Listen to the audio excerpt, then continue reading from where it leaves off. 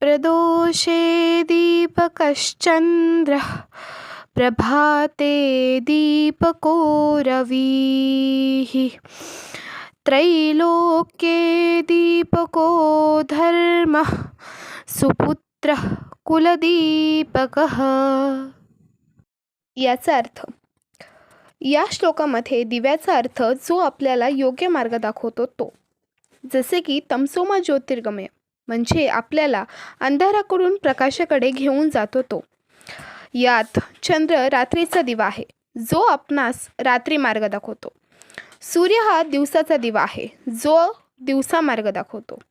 तर धर्म हा तिन्ही लोकांमधील दिवा आहे म्हणजे धर्म स्वर्ग, पृथ्वी आणि पाताळलोक या तिन्ही मध्ये आपणास मार्गदर्शक असतो.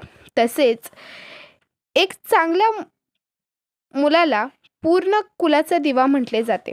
कुल म्हणजे पूर्वजांच्या लोकांचा समूह म्हणजे जो आपल्या कुलाचा मार्गदर्शक ठरतो.